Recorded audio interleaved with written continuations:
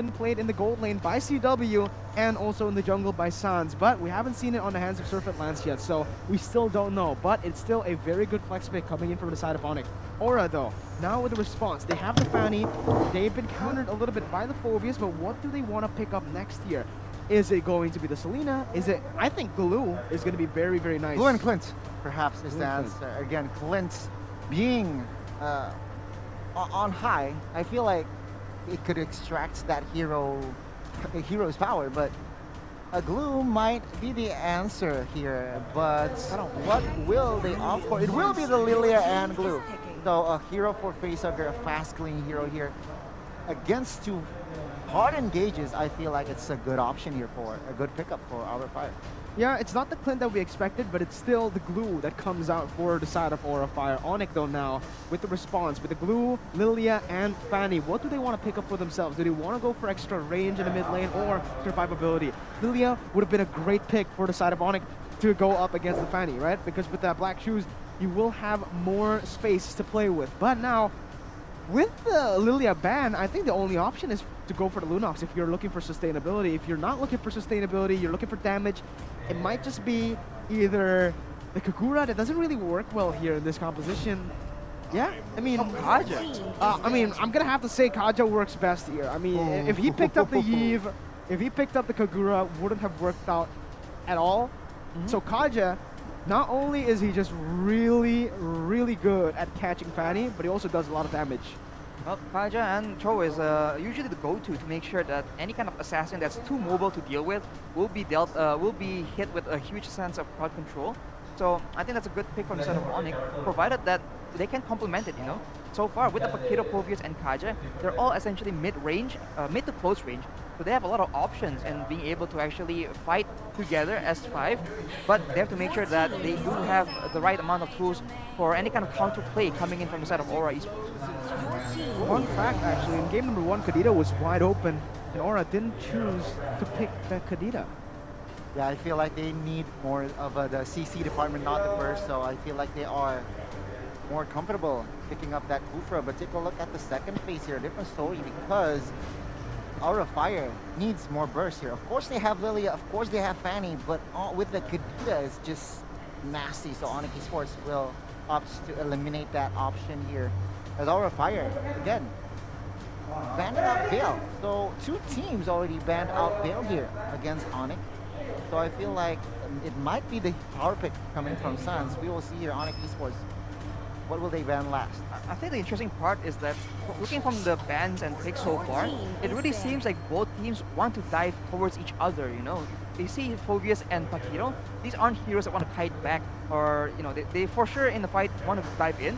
But at the same time, for Aura Esports, Fanny, Lilia, and Glue, they don't want to find a lot of distance either. So I think, considering both teams are going to clash like that, they're going to have to find a lot of AoE and a lot of crowd control if possible, because that will swing the fight in their favor. There's one hero that works really, really well here for the side of Aura Fire. It's the Ruby. You're up against 3 melee heroes, basically, so going for that Ruby will definitely eliminate that dive potential. Not completely, but it's going to make them a little bit more wary when it comes to these team fights, and that little bit of doubt can actually destroy team morale sometimes, and even the formations of the team itself. So I think Ruby is going to be a perfect pick here. Let's see if onic reads it first and maybe just picks it away for themselves. But Aura, actually, not just banning the Veil to counter, to take it away from Sans, but also that Franco coming in. Very interesting ban. That's I don't know what to say. It counters the Fanny, but I don't know what to say exactly. Sure, onic Esports already, again, with a melee hero composition, I feel like they will not pick up the Franco. So what do you think that is? The Franco, I'm not sure if that's the right choice, honestly, because with 2 frontlines, you mentioned 2 already beefy members, having the Franco, is it possible? I think so. But it's just not ideal. I think it will just stack the odds too much in the side of Aura, just because with 3 beefy members all trying to get close without any real engage, the Lilia is going to have a very fun time just throwing out all the spells, doing a lot of AoE damage per second. But for onic, that will be the Cecilion, but this time it won't be in the hands of Drian that we've come to expect. I completely forgot about the Sicilian, and now that they have the Kaja as well, it's gonna work out perfectly, man. Sicilian hitting from the back. If anyone tries to go onto the Sicilian, Kaja's right there. Divine Judgment will be able to just shut them down and pop on Koopa with the Minsathar. Wow. What? All right. Whoa. I mean, there's a lot of. I mean, technically, if we're talking about dashing heroes, jumping heroes, it's Paquito and Phobius. You can Yeah. shut both of those heroes down. So, yeah, Ruby does it as well, but I think Minsathar does it better in this style of composition. Yeah, Paquito and Phobius, they're gonna have to be really, really careful when they dive. That's true. And for our esports, Minsathar also allows them to have a more dynamic style of engage, and compared to actually Ruby, who has to be a bit more clunky with the ammo bandits to try and get a very reasonable pick-off, Minsathar can actually just pull someone in, and with the follow-up coming in from the Popo and Koopa, there is a possibility that their plan is to actually go with a bottom Koopa and get that guaranteed pull. And so far, I don't see a single person on the side of onic that can serve as that main tank to absorb damage from all 5 members from Aura Esports. Wow, that's a huge statement here. But I feel like onic Esports is already confident in Paquito and Phobius being the front line, and of course, the ones that deals damage will be that Sicilian and that Brody picked up last. So composition-wise, it is a more balance from onic Esports, but I really didn't like the draft coming from Aura Fire. Yeah, I like both of the drafts right here, but I do have this. I don't know. I'm still siding with Aura Fire here in game number 2. What about you, Rashi? I think, again, I keep saying this a lot. I think some people are tired of hearing me say this, but crowd control, with Aura having so much options to try and engage, peel, and force onic into mistakes, I think they have the advantage as far as the draft is concerned for game number 2. So let's just jump into the portal. Let's just jump into the Land of Dawn to see, will Aura Fire clean sweep the former champion back in Season 8, or will the Porcupines force a game number 3 here, guys, because it is on onic Esports and Aura Fire game number 2. This is gonna be a good one, man. Let's see. I think it's definitely a better draft from the side of onic compared to game number 1. Doesn't really say much, but yeah, I mean, it's gonna be very, very good to see that onic has actually adjusted, has actually adapted, and Godiva already looking for these early skirmishes with the help of Facehugger, who've actually been able to go for the clear early on. Yeah, he needs to be careful though, because he is receiving a lot of damage from Keyboy and Sicilian. Will be able to recall though for now, but it's still a trade here for onic Esports. Take a look at top side. Fanny already invading the jungle of Paquito. With a very heavy topside presence from the side of Aura Esports. With the Popo and Koopa and Fanny, onic Esports need to be very careful, because that crowd control and especially the burst damage coming in from these 2 heroes is nothing to sneeze at in the early game. Right now, they're already adjusting, but Aura Fire certainly being the aggressors in this early game, and I think it will go all the way until at least members of onic Esports get to level 4. Yeah, I agree. And for now, Kabuki already looking for a play here top side, perhaps delaying the pattern here for the side of Turfed Lands. Will we see? Will they achieve this? Oh my god, high and Kabuki already with the invade, and Turfed Lands will not be able to pick up his orange buff in the early game. Sans trying to do what he can, but there you go. Retribution will be used for Kabuki, and Aura Fire winning the trade top side. That's going to be a 3 buff start for the side of Aura Fire, man. Fanny is going to be huge here in the turtle fight, and we're going to have to see how this top side skirmish will end up going. Nothing actually for now, as Godiva missed that hook on CW. Yeah, with the information though, Kabuki has no retribution yet, but you can see a 3-member top side here. CW, a bit of a pickle, no flicker, and Aura Fire looks for a sweep on that gold shield. Yep, gold turret is going to be completely just shredded down. Oh, Godiva gets a hook. Godiva gets a hook, but no commitment just yet. They already claim its first turret top side here in the first 2 minutes. What? Yeah, What a very, very strong, solid game plan from Aura Fire. In game number 1, we saw that the Popo and Koopa was banned, and now with it in the hands of High on the side of Aura Esports, they're gonna make good use of it. We've talked about how they really like to play for this lane dominant style, and right now with the Popo and Koopa, if they get any kind of edge, they can instantly go for a lot of towers. Surfeit Lance looks for engage. Not connectors yet, as Cyril has been idle for a minute, I believe, and Aura Fire, they are controlling the map here, Miracle. Yeah, this is going to be really, really good. The fact that they were able to get the turret down before the 3rd minute will mean that Popo and Koopa will be able to swap very, very fast. And because of that, Fluffy will be able to join the fight. That's going to be 5 people in this fight. Oh, Divine Judgment. Divine Judgment connects also high. We can see Keyboy. Oh, Surfeit Lance gets hooked. Will be taken down 1-for-1. As of right now, Kabuki looks for another kill as he is slicing and dicing. But take a look at the backside. Fluffy gets taken down. Kabuki will claim the turtle, but it will be a 2-for-1. But Aura Fire will claim that turtle. Huge, huge play by the side of Aura Fire. Not only did they get the better trade in that fight, but they were also actually able to secure that turtle. So again, remember, turret gold taken, objective as well, and they were able to get a kill on top of that. So it's a huge, huge win for Aura Fire in the 3rd minute of the game. But the question is, can they use that advantage effectively now?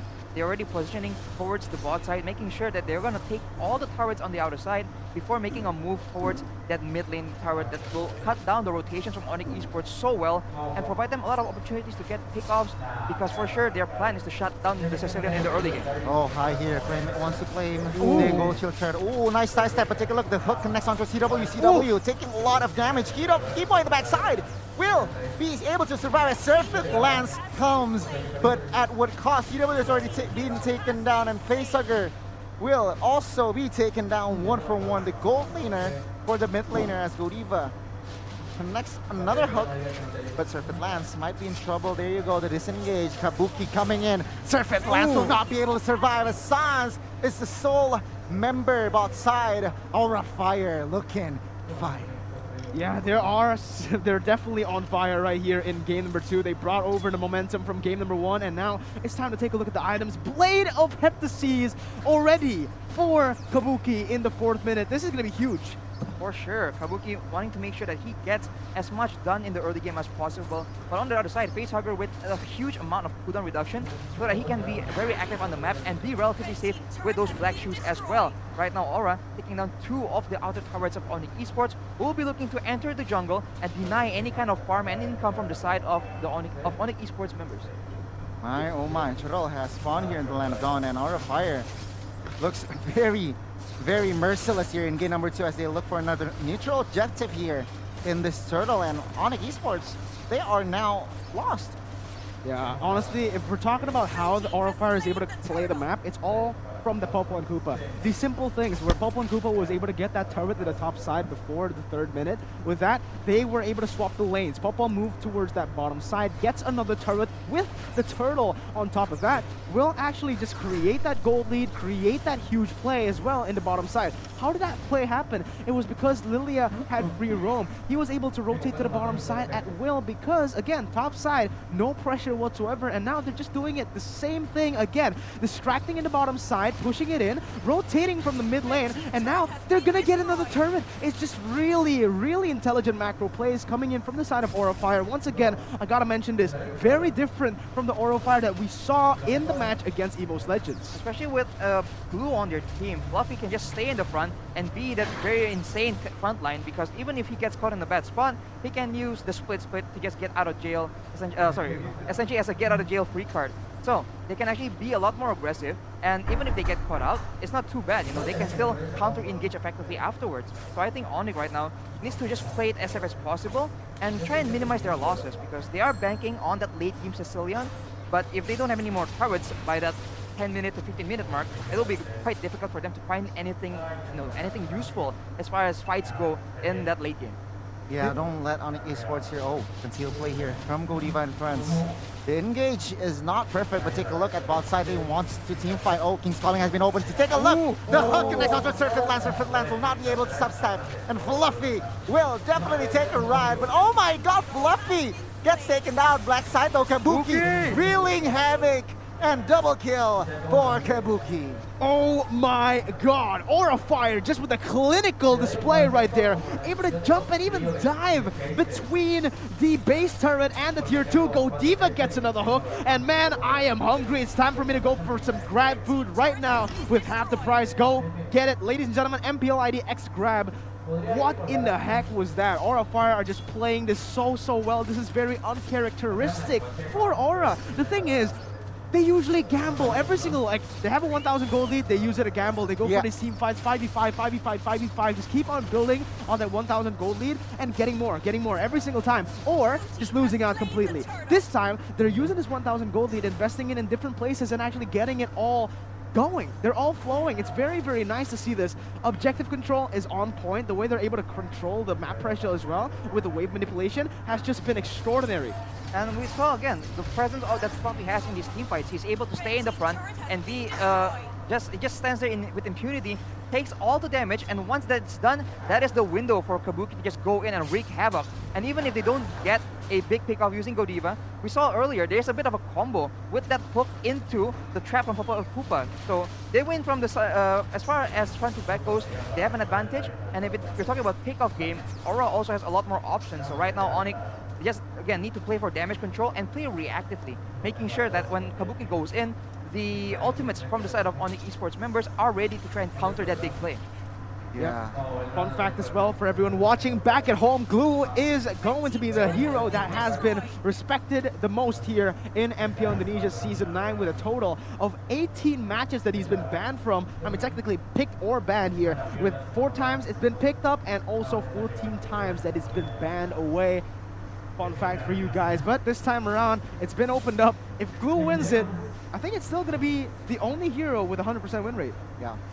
That's With Fanny. with Fanny, of course. And again, onic Esports, they are somehow desperate here defending. Of course, they really need to be careful about the economy because they might turn this game around if and only if the stacks from Sicilian is there, the damage from Sicilian is there. But my oh my, again, the drafts coming from Aura Fire they managed to extract their maximum capability here from the draft. And we were talking earlier about the lack of tanks on the side of onic Esports that can withstand the amount of catch and damage that Aura Fire has right now. And so, if they actually send Boots or Surfeit Lance, even though they're on a fighter here, they don't have enough sustain as of right now to withstand the damage coming in from a Lilia, from a Papa Koopa, as well as the Fanny on Kabuki. So right now, with no one able to open up the map, Aura Fire just has full control, and they can just do whatever they want on the map right now. Yeah, and right now, Goni, it's just going to be a free lord. There's nothing onic can do. Base turrets, I mean, look, they only have base turrets. They were pushed in just now. They're not even going to try. They're just going to try to keep on scaling in. It is going to be hard because, again, onic Esports, they are playing, they don't want to gamble that player. So let's take a look at the player head-to-head here, Rashi. Yep, Godiva for sure has the higher kill participation. He has been the main enabler on his team, especially in this game where for the most part he is the engage they rely on for the most. Keyboy has higher KDA and more kills, but again, as a roamer, that's not really the result you want to be looking for. And I think it just shows, man. For Keyboy right now on the Kaja, it's just difficult for him to make sure anything happens for his team. Aura Fire wants to end this game. Fluffy being the frontliner here, Lord is still quite healthy. onic, they're desperate here, defending Boots. Trying to clear away bot side, Godiva gets caught, but still surviving. Concealed play from Keyboy here. Trying to find an engage, but does not want to commit just yet as Godiva here entering with that thing calling as well. Does not connect onto anyone just yet as onic Esports looks to clear top side. Well, and this is the confusing part for onic Esports right now. Even if Godiva doesn't get an engage, it's fine. We saw again and again, Fluffy can just pressure in the front, and so they don't really have a lot of ways to punish Aura for any kind of misplay. For the most part, Aura has a lot more security in the sense that they have a bigger front line, they have more crowd control to disengage or engage, and so with that being said, they're just free to actually poke around on the sides of onic Esports, and if they get a pick off, great. If not, they can just wait for that Lord, pick it up, and then go for another big team fight. We need to give Kabuki the respect he deserves, man. The way that he's able to play in this game has been it's been impeccable, honestly. Because onic Esports, they let the Fanny go because they already had a plan in mind. They had this Kaja to just lock in a Kaja. Kaja's going to be able to log in Fanny in every single team fight, but never, so far in this game, not a single Divine Judgment onto the Fanny just yet. And now Godiva looks for a pick. Godiva looks for a pick on towards Boots. Boots here with half HP managed to escape again. Aura Fire not want to go all into the wrong hero per se. So onic Esports still surviving here with a 7k gold deficit. Aura Fire looks to play the patient game here, waiting for the next lord to come. Arashi, what do you expect from both of the teams? Well, they're banking on Sans being able to carry the late game with the Sicilian. But will that even be possible? For the most part, members of Aura Fire, almost everyone, including Kabuki, has the Athenas. And Kabuki, to add to that, has just finished a Rose Gold Meteor as well. So will they be able to actually lock down Kabuki long enough? Oh, and engage here. TW will not be able to survive. A Seiko looked at the play. Kabuki wants more. What? He wants Keyboy's Godiva looks for a flank. Keyboy Will is escaping with Sans. What's a catch there? Sans is taken down. And 2 members for Onic Esports is down. Onic Esports, can they defend this one? That was a hit and run. Did you see how Kabuki was able to maneuver his cables, maneuver himself, like inside, go for the dive, but also avoiding Keyboy at all costs. Keyboy even used his flicker to be able to get that Divine Judgment down, and still wasn't able to collapse, wasn't able to use it on him. Kabuki on this Fanny has got to be respected here. I think from now on, every single team will need to ban it away from him, even when they pick up something that's hard counter, a hard lock hero, like this Kadita, like this Kaja. It still has no impact when it comes to Kabuki. I agree with you, and there you go, Aura Fire. With the next lord, they might be able to close the game. This is a Fanny first pick, by the way. I'm sorry I have to cut you. Exactly. How will Onic Esports defend this one, Arashi? Well, with the Lord coming in, it's just very, very difficult. And we talked about how Aura is giving us different looks. This is a whole different Aura. They're playing it very calculatively, and they don't take any unnecessary risks. I don't think we've seen a single, massive gamble from the side of Aura thus far. So now with that Lord here, I'm not sure if they can even defend this match. Oh, Flicker with the concealed play. Godiva takes the front line, but take a look at the Lord. The Lord is already the aggro to the turrets as Aura Fire will look for a close to the series. Serpent Lance gets taken down. The base is too exposed. Don't mess with Kabuki. Aura Fire takes the series. The only